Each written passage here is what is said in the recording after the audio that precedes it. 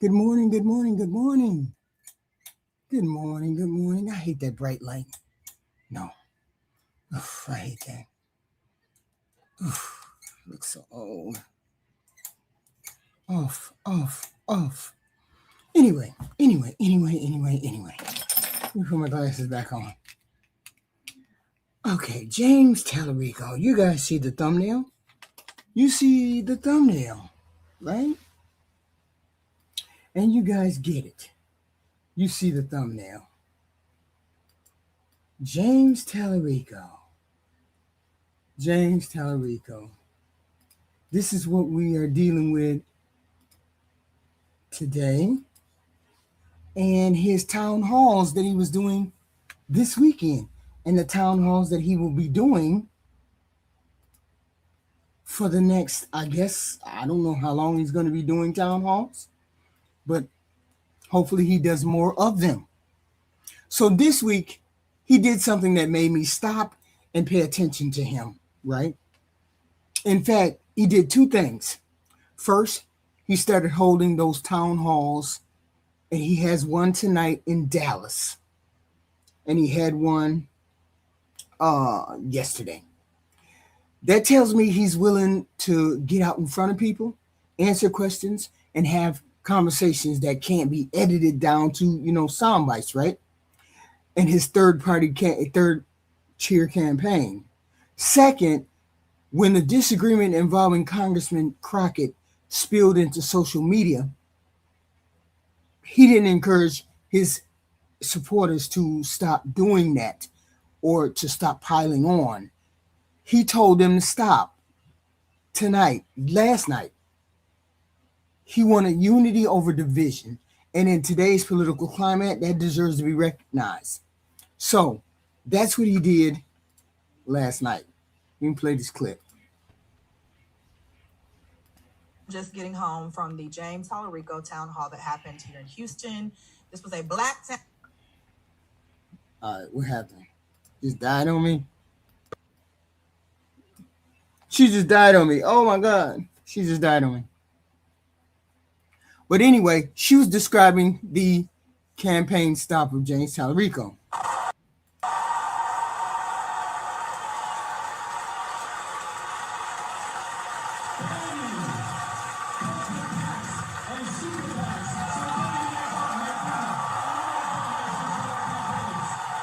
There's a lot of enthusiasm out there for James Talarico.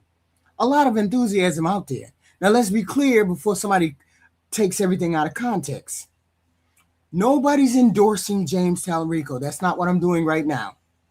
This is something I wish we did more of in politics. When a politician gets something right, we should be willing to acknowledge that they got it right and give them at least an applause or kudos for that.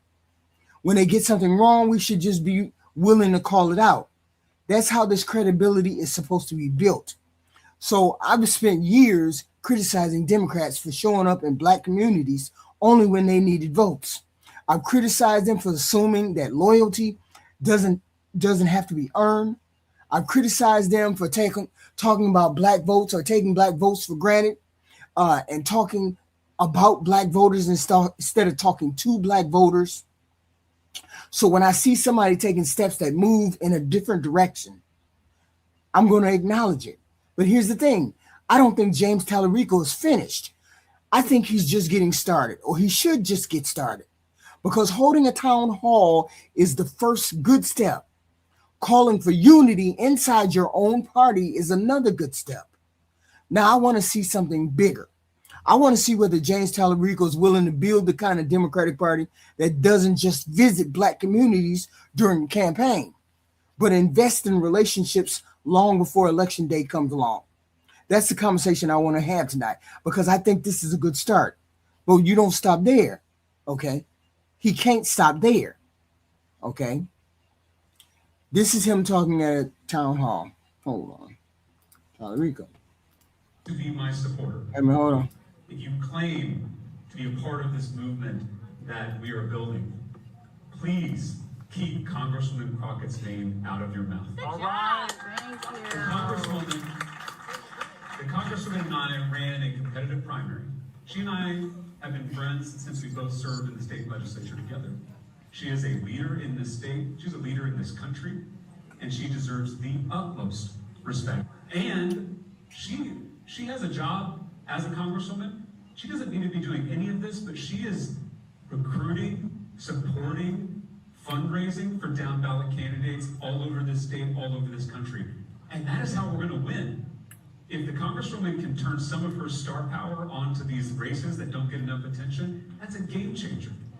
And so it is not the congresswoman's job to win this Senate seat. That is my job. I am the Democratic nominee. The congresswoman has been incredibly helpful. She's done more than she needed to do. And so I am demanding that anyone who claims to be a supporter of mine anywhere treat the congresswoman with the respect that she has earned. Period. Full stop. You claim to be my supporter. If you claim. Right. So that's what Talarico said last night. Now, if you've watched the channel for a long time, you know that I'm consistent with this. When Democrats get it wrong, I say so. When Republicans get it wrong, I say so. So when somebody starts to correct a mistake, I'm going to, or something that happened or something that was wrong, I'm going to say that too. I get it that a lot of people thought maybe they was placating whatever he was doing, whatever. But it's all about relationships and winning the coalition and putting the coalition back together. Okay. He's taken a very good step. Now you guys have to start reaching out to him as well. You can't just say he has to reach out, but you have to be willing to listen to what he's saying. He recognizes that there's work to do. He started doing it. Now don't stop, because one town hall doesn't build the trust that you need. One statement about party unity doesn't build relationships. If you want Black Texans to believe they're really part of your coalition, then they need to see you not once, not twice, but consistently. That's why I think this is a good start. But it cannot be the finish line. Tonight, I wanted to talk about why James Talarico had done this right, why I think it matters, and what I believe he needs to do next if he wants to earn, not assume, the support of the Black voters across Texas. Okay? That's what I think. One of the biggest mistakes people make in politics is thinking that changing your strategy is a sign of weakness. It's not. It's a sign that you're paying attention. A few weeks ago, I said James Talarico had a Black person problem. A person problem, period, but a Black person problem too. I wasn't talking about his character. I wasn't accusing him of racism. I wasn't talking about a political problem. I was talking about a political problem. I looked at his campaign and I looked at his public outreach, and I asked a simple question. Where are the Black voters for him? Where are the conversations happening with Black voters, with Black Texans? Where is the intentional outreach? Because if you're running to represent one of the most diverse states in America, you cannot build your campaign while leaving people wondering whether they're a part of that conversation or not. That was my concern. Not that James Talarico couldn't win Black voters. My concern was that his campaign wasn't making it obvious that winning Black voters was a priority. Okay? So let me play this campaign. Let me play this clip. Candidate for Senate, James Talarico, responded to a question from someone at a town hall who asked Talarico if he was the one pushing class warfare in his rhetoric surrounding billionaires. I hear you talking a lot about the wealthy and billionaires, and how is that not just like pushing for class warfare? We already have class warfare in this country. It's the billionaires waging war against the rest of us. And right now, the billionaires are winning. They've been winning for 50 years. And for this audience, I know that this must be an incredibly frustrating question to hear being asked in 2026. Progressives have been talking about this stuff for years, for decades, really. It's a big part of our platform. So for us, all of this is kind of old news. It's not a talking point, it's accepted fact.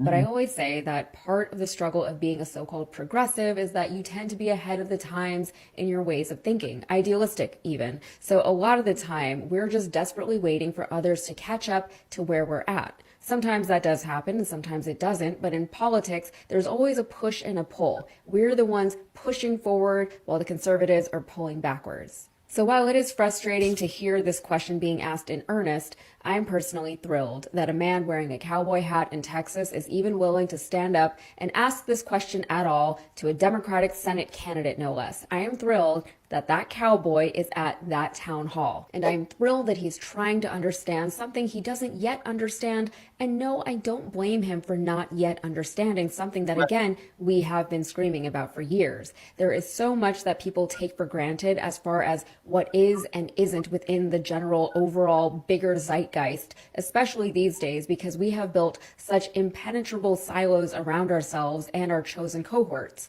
There is so much that simply does not reach entire demographics of people, and even if things do reach them, they often don't have someone in their lives to explain certain ideas to them in a way that is accessible to them. Some people are scared to even have those conversations in the first place because it would mean taking a step into a world that is foreign to them and taking a step out of a world that they currently exist within very comfortably.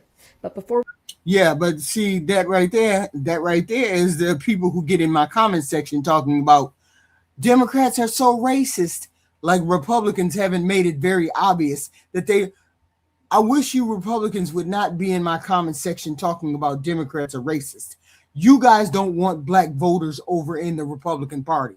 If you don't want black voters over in the Republican Party, please stay out of the comment section commenting about Democrats are so racist. Republicans are very much racist. You've done everything for the past 2 years to show us that you're very much racist, and you don't want the black people in your party. So stop coming over here trolling like you're you're scoring points. You're not scoring points. You're not scoring points by telling us that the Democrats are racist. Republicans are more racist. That's just wild to me. But anyway, he did this outreach. Now look at what's happening over the last several weeks, right? We're seeing more and more town halls. We're seeing more public engagement. We're seeing a campaign that appears to understand you can't win by staying inside your comfort zone.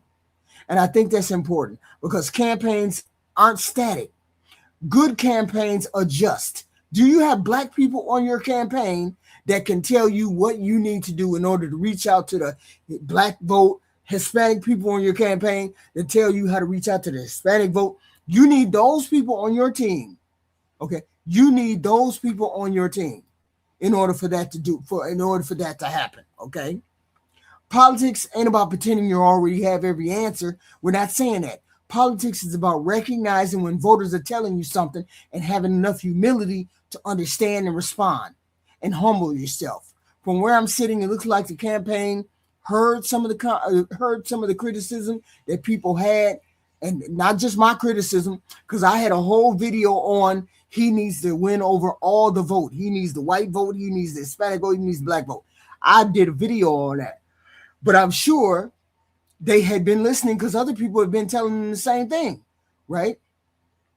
Criticism coming from the black Democrats who've been saying for years that they want to be engaged before Election Day, not just contacted when it's time to vote. That's an important distinction. Black voters are not just asking to be worshiped. They're asking to be respected. Respect means showing up. Respect means listening. Respect means making people feel like they matter before you need something from them. That's why I said in the intro that this deserves recognition. Too often we spend so much time criticizing politicians that we never acknowledge when they make these adjustments. And Talarico is making the adjustments. If I'm going to stay out of if I'm going to call out the bad strategy, then I also have to recognize the good strategy or the better strategy. James Talarico appears to be moving in the right direction. Okay? Appears to be moving in the right direction. I didn't say he was there. I just said he appears to be. Listen to this clip.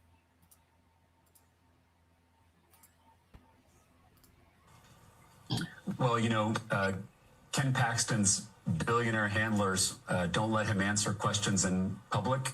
He hasn't appeared on a debate stage in more than a decade.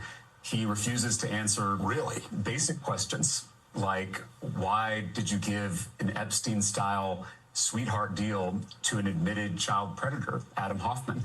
How did you become a multimillionaire on a government salary? Did Tim Dunn and Ferris Wilkes, your top two billionaire mega donors, buy an acquittal in your impeachment trial? He won't answer, I think, those very relevant questions. He doesn't answer to the public because he's not a public servant. He is a puppet politician. And I want him to prove me wrong. As we just talked about, we have to be focused on forgiveness and redemption and second chances. And so that's why I am challenging Ken Paxton to 3 televised debates. I'll be on that debate stage because I answer to the people of Texas. Ken Paxton. All right, now he's starting to call him out. Remember, I said a couple weeks ago that we want to see a fighter. We want to see a fighter like we see Jasmine fighting. We want to see a fighter. And he needed to come out swinging and doing some kind of fighting. We're talking about taking it to Ken Paxton. But here's where I want to slow it down a bit, right? Making progress don't mean you're crossing the finish line. It means you're taking the final step, the first step. One town hall, he's going to have another town hall tonight, doesn't erase years of frustration that many of these black voters have felt towards the Democratic Party. And you hear it all the time. Democratic plantation, blah, blah, blah, blah, blah. That doesn't mean anything to us. Y'all goofy when y'all say it. Y'all goofy when you say it. Look what's happening right now, today. The plantation would be where you guys are. The racism would be where you guys are. The backward ignoramus thinking would be where you guys are. That's not what the Democratic Party is. Democratic Party is progressive. We want progressive. We want to move this country forward. We don't want to move this country backward. We don't want to be an all-white nation. We want to be a collective of colors, rainbow, the whole nine. That's what most progressive want. We want this country to be rich and full with different traditions, different people, different attitudes, different family dynamic. That's what a progressive, a liberal would want. Okay. We want to move our country forward. We don't want to move our country backward where people are scared to let immigrants into the country because, oh my God, they might take my jobs. They might kill us. They might do all of that. All of that fear and all of that resentment and that racism came in the door with Donald Trump. Donald Trump brought all of that into the door. All of it. Okay. But so 1 week's worth of outreach from Talarico doesn't automatically build trust. Trust is built over time, built about showing up consistently, keeping your word. It's built when people stop saying he came because he needed our vote. As soon as people stop saying he came because he needed my vote and start saying he came because he wanted to hear us, that's the opportunity sitting in front of James Talarico right now. His campaign recognized there was a gap. His campaign recognized there was a problem. They started trying to close it. He has a black campaign manager. That's one thing. We're going to see if there's some fundraisers or people that are on his campaign that may be Hispanic, that may be black. That means he's actually trying to hear what the black voters and the Hispanic voters are trying to say. Okay, his campaign is trying to close that gap. That message tonight was very simple. Keep going. My message for him is very simple. Keep going. Going to the town halls, Dallas tonight. Let's see. And I think these town halls were supposed to be all black or black in the black neighborhoods, but everybody showed up. Everybody showed up. Every race, creed, and color showed up to hear Talarico speak in the black in the black community last night. So I'm assuming there's going to be a whole bunch that show up tonight too in this Dallas town hall. Okay. So now this is where James Talarico's campaign needs to go from here. He needs to keep doing exactly what he's doing. Just don't stop where you are. Because if you're serious about becoming the Democratic nominee for Texas, or whether you want to be the governor of Texas, wait a minute, isn't it a Hispanic lady who want to be the governor for Texas? Then your campaign has to look like Texas. Your campaign has to be full of people who look like Texas. Texas ain't Austin, ain't just in Austin, it ain't just in Dallas. The college campuses just don't have progressives. Texas is also South Dallas, Oak Cliff, Pleasant Run. You got East Texas, you got all that. It's black churches, black civil organizations, black fraternities, sororities, neighborhood associations, small businesses, owners, teachers. You got to hit all of that, okay? And you wouldn't have had to do this much work if your supporters hadn't gotten out there and started talking crazy to the Jasmine Crockett group, okay? You never would have had to go. You never would have had to go hard like this if your supporters wouldn't have been out there talking 2-point crazy, okay? But they were, okay? They were. And one of the smartest things you can do is to stand there and listen to what all these people got to say tonight, okay? You got to stand there and listen to what they got to say tonight, okay? Everybody has a plan. I get it. When you run for office, you have a plan. You got your talking points, your policy points, your lived experience. You don't learn. You got to learn from the polling. You got to learn from what people are saying. The consultants. Do you have black consultants, Hispanic consultants? Okay. You have to sit in those rooms over and over and over again and listen to what. Tell those people what you want to do for them. It's great that they keep saying the billionaires and millionaires and blah, blah, blah. But what you going to do? What you going to do? What are you going to do for the Texan people? Okay? What are you going to do for the Texas people? You need to have an answer for that. You as the Democratic nominee, you have to have an answer for that. Okay? Because I think they're looking for something. They're looking for somebody to believe. These Texans are looking for somebody to believe, and you got to make them believe that you're the person that's going to fulfill those things that they want. They really didn't like you saying, what was that they didn't like him saying? He said that he would have to see some evidence before he voted to impeach Donald Trump. We've been listening to evidence and we've been seeing evidence for years. There is no talking. We understand that he's corrupt. You should know that he's corrupt. You should have made yourself known exactly what you were going to vote for. That's why they don't. That's the statement right there. That's the statement that got people not to trust you. When you said you wouldn't vote to convict Donald Trump, even though we have proof that he has sinned against our government. He has tried to ruin our country. He has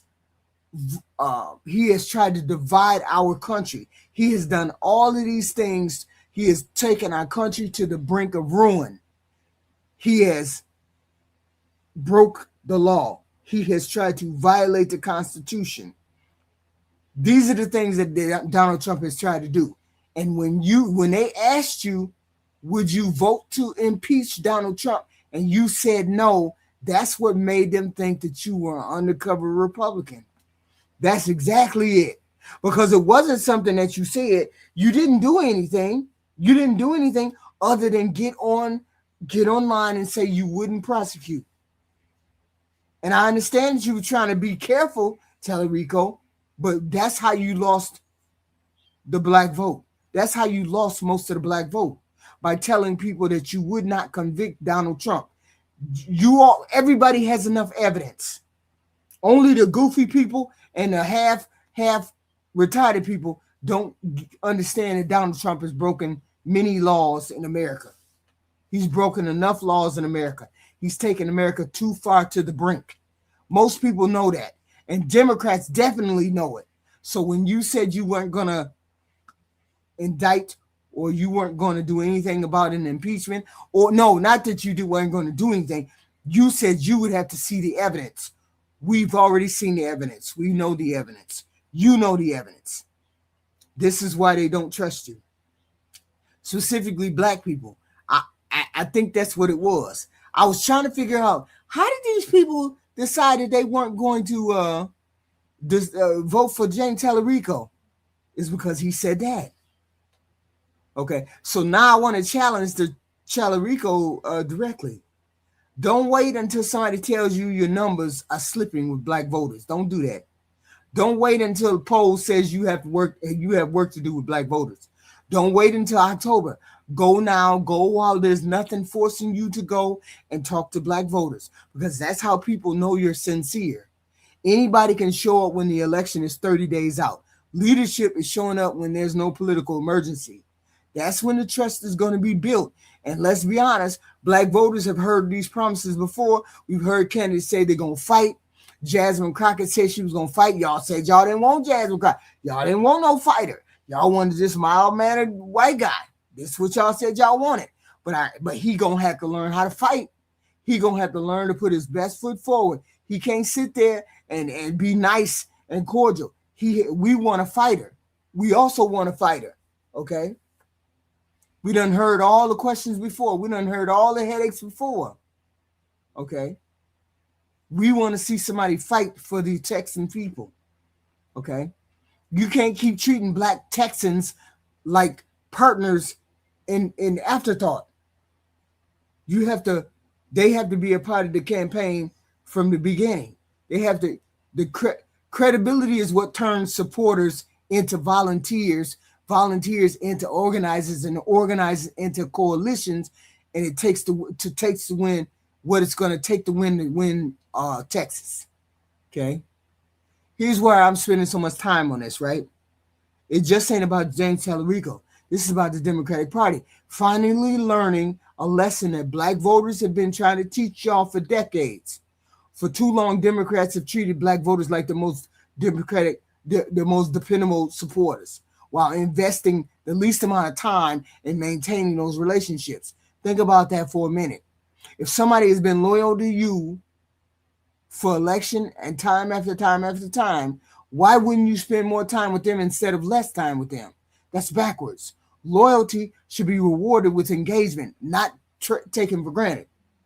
I wanted to play this video. Let me see if I can get this video. Hold on. This video right here. Because it tells you what the score is for the people voting for James Talarico. Here it is. Let me see.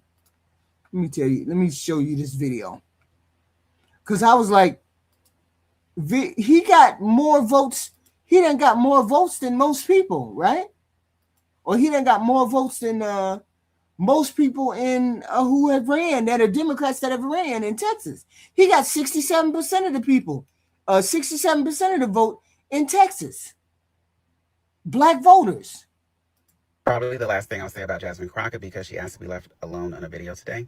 But first and foremost, 67% of black people who plan to vote for in the Texas and general election in November, 67% of black voters plan to vote for Talarico.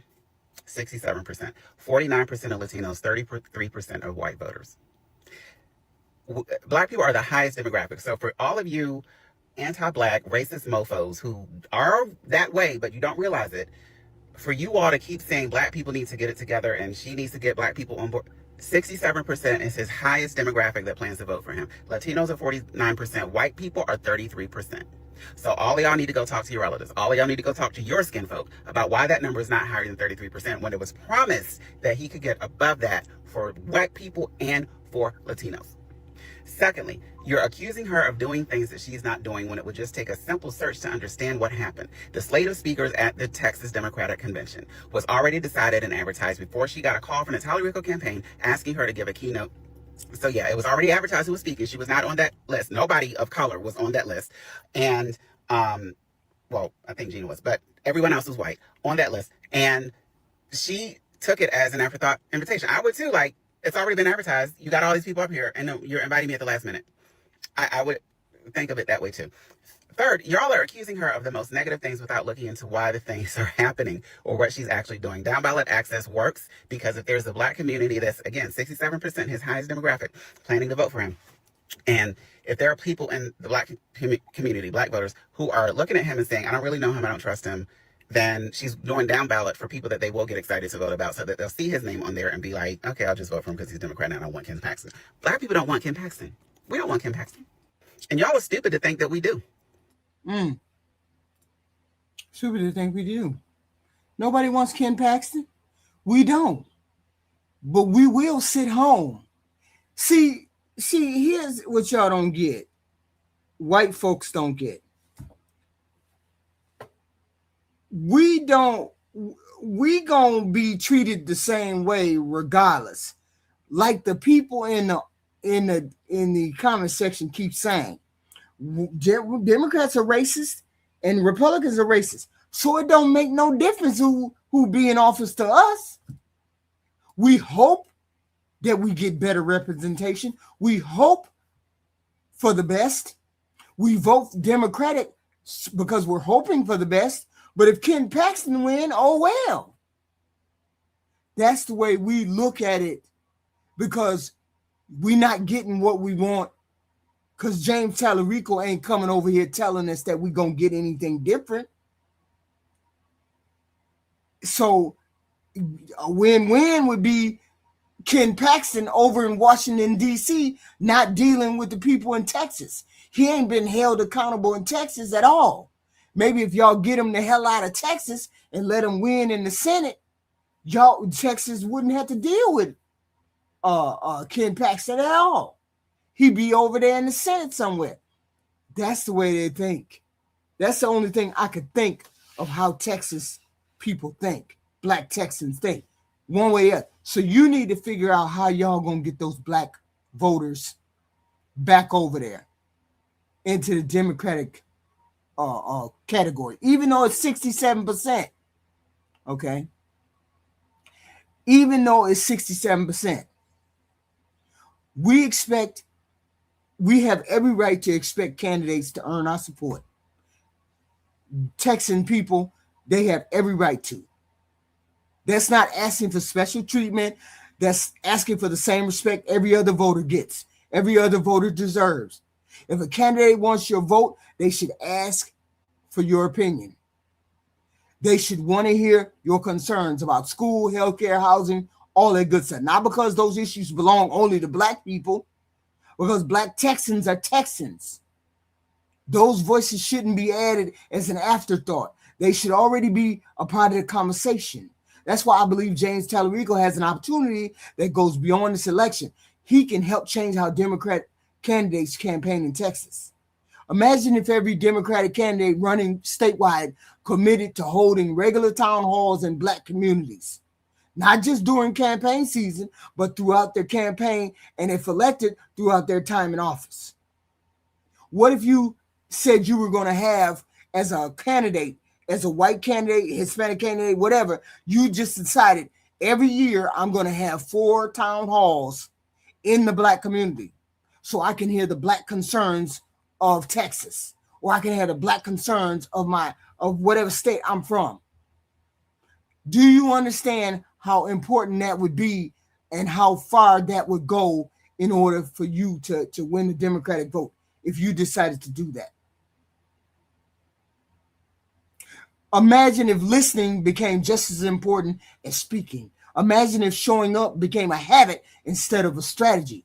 That would change the whole game for y'all in Texas. Not because black voters are asking for something extraordinary, because that's what representation, our government is supposed to look like.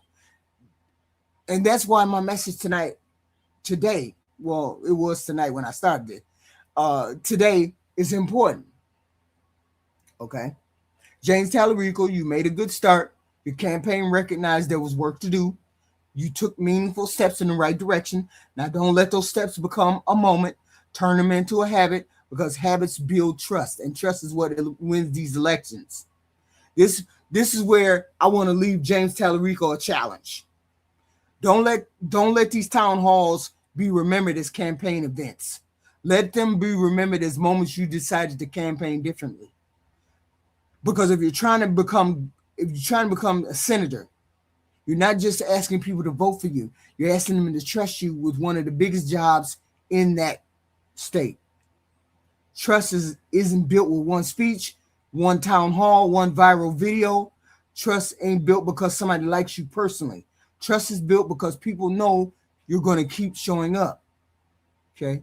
You're going to keep showing up. And one of the reasons I wanted to make this video is because I don't believe Democrats can continue campaigning the same way that they have campaigned for the past 20, 30 years and expect to get different results in Texas. Texas is changing. The electorate is changing. The conversations are changing. The expectations are changing. Trump people are saying, hell no, I can't vote for that. And you people in Texas, if you continue to vote for the same bullshit, you're going to keep getting the same results. Everybody knows that gas prices high, housing high, food is high, everything is high. All because of the doing of this Republican Party that's in charge of Washington right now. All because of the choices that they have made to deal with their billionaires and millionaires ahead of the regular middle class. That's what happened. This Republican Party decided to put the billionaires and millionaires ahead of the middle class. And this is what the results are. Everything squeezed from the bottom all the way up into the top. And now look at where we are. We want accessible candidates. We want candidates who have answers. Candidates who's willing to deal with criticism. Candidates who ain't afraid to speak truth to power. Talarico started moving in that direction. Now he has to prove that that wasn't just a response to the criticism that we gave him. He has to prove this is how he intends to lead. He has to prove that he's going to be a fighter. And let me say something that I hope every Democrat watching here. Never confuse winning black votes with earning black trust. Those are two different things. People will sometimes vote because the alternative is worse. Our alternative right now is worse. Ken Paxton is worse than anything. Ken Paxton is worse than anything. That don't mean you built a relationship. A relationship is built when people believe you will still be there at the election. As I said, decide that you're going to have a number of town halls in the Hispanic community, a number of town halls in the black community, a number of town halls in the white community. Commit to having town halls in those communities every month, once a month.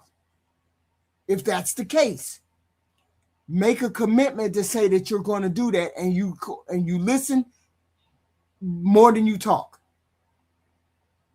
But if you keep showing up in black communities, if you keep listening instead of assuming, if you keep inviting difficult conversations instead of avoiding those conversations, then you won't just improve in your campaign, you'll improve the way Democrats campaign in Texas. And that's why I call this video a good start.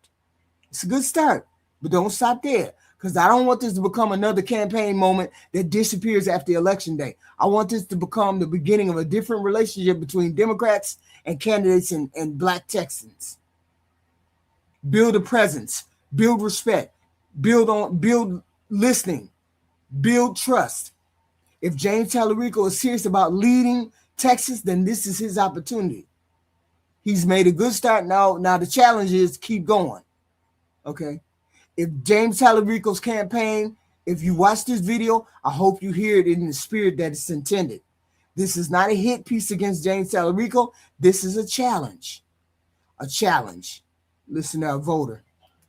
The issue is black people don't trust him. Black people don't know him. You're not going to throw your support behind somebody you don't know and that you can't trust and who has not proven himself to that community that he's somebody who's trustworthy. Because when it comes to racial issues, he mentioned it one time and did not come back to stop his followers from saying that she's ghetto, loud, cantankerous, problematic, unelectable, inexperienced, all those things. He never came back and said, stop doing that. He never came back and said, respect her. He never came back, even now, and spoke out. It's been going on since like Friday, Saturday. Spoke out against what's been going on with people saying stuff against her online. And he sees everything. So that doesn't make black people feel comfortable that he's able to handle the reality of the world that we live in and that he would be a good representative for them in Congress. And this is a simple fix for him. Stop doing the photo ops with leaders. Talk to the people in the organizations. Talk to the people on the street. Do some community stuff. Stop always trying to be on camera. Get to know people where you are when you come across them. The listening sessions should not be you making a speech. It should be you in the middle talking to people and hearing them out. Stop sending your surrogates to do those events. These are really easily fixable issues that he has that he's not doing. His campaign is lazy. This is why he's starting to falter. His campaign is lazy. And again, if your highest demographic is black voters at 67%, that math you want to build on. You don't want to make it sink by going after Jasmine and attacking black voters with your people doing that, your supporters doing that. When it's 33% of white people who are backing you, and that number needs to be higher because you promised that you could. Latinos as well, 49%, that number needs to be higher because we were told that you're the one that could flip them. And it looks like you're not doing it. But you're going to blame the voters who are your highest planned voting demographic. I don't know what stupid bitches you got advising you, James, but you need to fire them. Wow. So a few weeks ago, I said he had a black people campaign, a black people problem. I said I didn't see enough intentional outreach to black Texans, and I questioned whether your campaign understood that winning statewide in Texas means building relationships with every part of the Democratic coalition. Over the past several weeks, I've seen something different. I've seen town halls, I've seen engagement, I've seen you tell your supporters to stop attacking Jasmine Crockett. Those are good decisions. They deserve to be acknowledged. This is what needs to happen. But don't stop because somebody noticed. Don't stop because people gave you credit. Don't stop because the town hall was successful. Keep going because this is what leadership looks like. Leadership is not showing up once. Leadership is showing up again. And I am telling you personally, making a commitment to do town halls in black and Hispanic areas all throughout your tenure as a senator. When you become a senator, this is what needs to happen in order for you to build a strong coalition. John Ossoff did it. John Ossoff does it all the time. He has a strong coalition. This is what I hope happens here. I hope you remember this is not just a campaign stop. Tonight, when you go there to Dallas tonight, he's going to be in Dallas tonight. Black community, Dallas tonight. Probably everybody and mama going to show up. I hope it's remembered at the beginning of the campaign, that decided every community deserved to be heard if you win the seat. Not just the communities, not just communities that agree with you, every community, especially communities Democrats have too often assumed would always be there. And let me end with this. Black voters are not asking candidates to be perfect. We're asking them to be present. We're asking them to listen before they ask us to vote. We're asking them to build relationships instead of making transitions or transactions. If James Talarico continues down this path, I believe he'll become a strong candidate because of it. More importantly, I think he'll make a Democratic Party stronger because of it. That's why I said this was a good start. Not because the work is finished, because the work has finally begun. And keep holding the town halls. Keep listening. Keep reaching out. Keep bringing people together. And if you really want to win Texas, don't just campaign in black communities. Become a part of them. Because trust ain't built on election day. It's built every day before that. Okay? So, hopefully, Talarico and his crew will get messages and start doing it. I know they done got some messages because they started holding those town halls. So, hopefully, they keep everything going like that. So, let me read some of these chat. Okay? They ran out Jasmine Crockett over Talarico yesterday. Are we watching the same thing? Yes, we are. I think Talarico just won over more voters. Let's hope he won over more voters. Because I really want I really want Talarico to win. Because Ken Paxton is trash. He's trash. He's proven that he doesn't care about the people in his district. He doesn't care about the people of Texas. He's proven that. For the past 10 years, that's all he's done is take money and profit for himself, never concerning himself about American people. Besides the fact that the Republican Party don't have any kind of policies that are going to help everyday average Texas. They don't have any policies that are going to help them at all. They want to continue along the same course that Donald Trump has them going along. So if they want to continue along that same course, that means they're going to lose and they're going to become even more poor, okay? Even more of a problem. So say, get off the plantation, sis. I wish y'all would stop saying those dumb things. That makes no sense. I don't understand how old y'all can be and say this kind of stuff. Like the rest of the Republicans. It is what it is. Democrats are in a civil war right now. We're not in a civil war right now. We're more united than we've ever been. Three rich V's, poor argument. Okay. Democratic Party is having its Tea Party. We're more united than we've ever been. I wish y'all would stop it. Realize that such people have no dog in this fight. You're right. They don't have a dog in this fight. Okay. It's funny. It's going to turn into a gay communist. Boy, if y'all could get past that gay and that trans stuff, y'all would be all right. But some of y'all would still be idiots. Okay. You're going to take a 10-second clip of a Charlie Kirk question and then say that's what he meant. We understand what Charlie meant. Charlie was a racist bigot. He was what he was. Rest in peace, Charlie bigot. You mean Talarico standing on Jasmine's body? Well, whatever, however you want to do that. Okay? Letting in immigrants hurt black people the most. I don't understand how, but hey, maybe you know more than I do. Another idiot who doesn't know how countries work. I understand exactly how the countries work. You don't understand how the country works. Specifically saying that because you must have voted for Trump. Anybody who voted for Trump, moron time. Bow down. Jasmine Crockett was a token candidate. Nobody took her seriously, really. Really? I guess she was. Frank Broom, you're oinking like a piglet. Pipe down. Oh my God. No, you didn't. To tie your identity to politics, to political parties is crazy. Yeah, to tie your identity. Tell the white people. Tell the white people. I don't like Trump. Nobody likes Trump. Only goofy people like Trump. Again, it's just liberals. Hollering his name proof like look above me. I don't even know what that is. And by saying everybody disagrees you. No, it's not a matter of everybody disagreeing with me as MAGA. Most people who disagree with me, they can disagree with me. But most people who do disagree with me are MAGAs. So I can pretty much say that wholeheartedly. Anything and everything is the issue but the damn Epstein class. Hey, it is what it is, right? That's the most fascinating part is when you disagree with the liberal, they automatically call you MAGA. Well, the Republican Party is MAGA, goofy.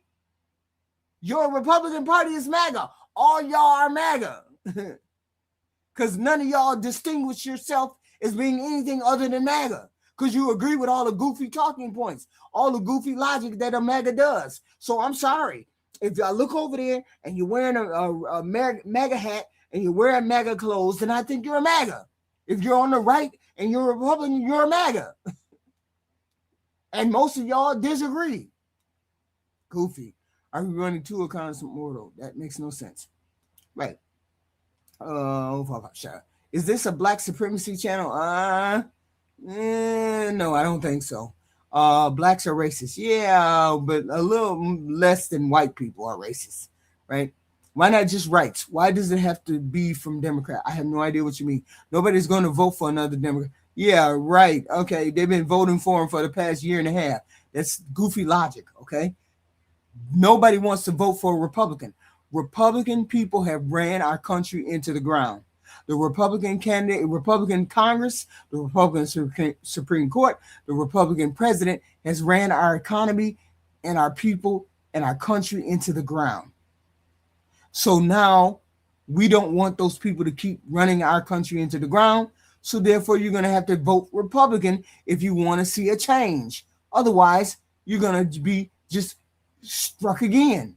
Nobody wants to be in this condition for the next 5-10 years. Nobody wants this. This is goofy logic. Goofy logic. MAGA. Thanks to Obama. Obama didn't do anything to you guys. You guys just didn't like a black guy being the president. And then you turn around and blah, blah, blah. I just pointed out, okay. That's rhetoric. Look, you're so determined to sound, okay. Doesn't belong to anybody. Regina literally just claimed it was Trump's America, and then you double down on, and you're accusing me of blah, blah, blah. Regina. Well, I'm not Regina. How long have you been following politics? Long enough. This is one of the most idiot persons I've heard on this podcast. She's just, sure I am. John Powers, you're the idiot. That's why you came on my show. Just an idiot. The number of men is 6. I don't know what that means. How long have you been following politics? Following politics a long time. I don't look like I'm 12, do I? Anyway, please hit the like and subscribe button. I'd appreciate it. I will be back with more content later on. Something else that might be in the news. Hopefully, we hear something from the Nolan Wells case. But we never know. We never know.